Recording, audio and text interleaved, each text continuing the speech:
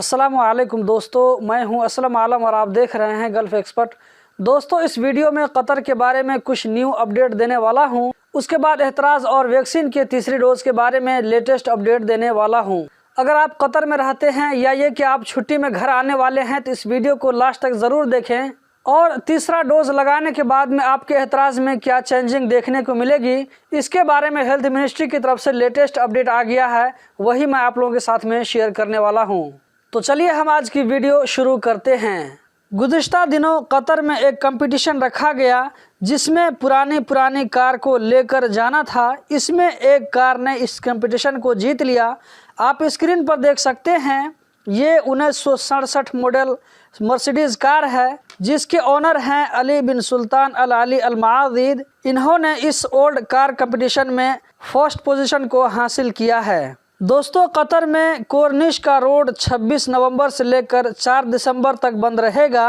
अगर आप इस दरमियान उधर जाते हैं तो ये जानकारी आपके पास में होनी चाहिए, कोई और रास्ता से जा सकते हैं। बलदिया वालों ने एक कंपनी के खिलाफ वायलेशन का रिपोर्ट दर्ज किया है जिसके वर्क साइट पर काम के दौरान बहुत ज़्यादा धूल मिट्टी उड़ रही थी। आप स्क्रीन पर फोटो में देख सकते हैं, इस कंपनी ने काम के दौरान धूल मिट्टी से बचने के लिए कुछ सेफ्टी नहीं किया, जिससे बलदिया वालों ने वायलेशन का केस दर्ज कर लिया।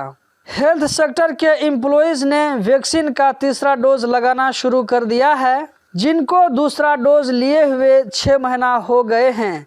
जैसा कि आप स्क्रीन पर देख सकते हैं, ये हैं डॉक्टर मुना अल मुसलमानी, जबकि नीचे में डॉक्टर सोहा अल बयात हैं जो कि वैक्सीन का तीसरा डोज ले रही हैं। तीसरा डोज लगवाना इसलिए ज़रूरी है क्योंकि 6 महीना के बाद वैक्सीन का असर बॉडी के अंदर से कम होने लगता है। और अभी जो कतर में कोरोना केस का ग्राफ ऊपर उठता हुआ दिखाई देता है, इसकी वजह भी यही बताई जा रही है कि वैक्सीन का असर कम हो रहा है, इसीलिए नए केस में इजाफा हो रहा है। तीसरा डोज लेने के लिए एज की कोई शर्त नहीं है। दूसरा डोज लिए हुए 6 महीना गुजर गया तो तीसरा डोज ले सकते हैं। तीसरा डोज लेने से कोई साइड इफ़ेक्ट भी नहीं हुआ है। तीसरा डोज लेने के लिए या तो हेल्थ मिनिस्ट्री की तरफ से आपको कॉल आएगा या आप इस नंबर पर कॉल करके अपॉइंटमेंट ले सकते हैं जो आपको स्क्रीन पर नज़र आ रहा है, या नराकुम ऐप के ज़रिए भी अपॉइंटमेंट ले सकते हैं। तीसरा डोज लगाने के बाद कोरोना से प्रोटेक्शन और सेफ्टी के ड्यूरेशन के बारे में नहीं बताया गया है, लेकिन लॉन्ग टाइम इससे सेफ्टी होती है। जिन लोगों को पहले दोनों डोज फाइज़र के मिले थे उसको तीसरा डोज भी फाइज़र का ही मिलेगा, जबकि जिनको मॉडर्ना का दोनों डोज पहले मिला था उसको तीसरा डोज भी मॉडर्ना का ही मिलेगा।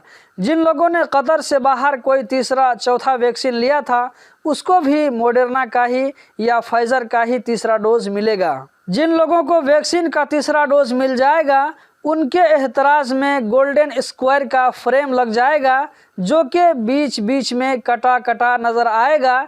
जैसा कि आप स्क्रीन पर देख सकते हैं कि इस फ्रेम के चारों तरफ से आपको बीच बीच में कटा पिटा हुआ नज़र आ रहा है। 1 साल तक तीसरा डोज न लगाने पर गोल्डन फ्रेम एतराज़ से गायब हो जाएगा। मिनिस्ट्री की तरफ से कहा जा रहा है कि जो लोग कतर से बाहर ट्रैवल कर रहे हैं, अगर उन्हें दूसरा डोज लगाए हुए 6 महीना गुजर गया है तो ऐसे लोगों को वैक्सीन का तीसरा डोज लगा लेना चाहिए।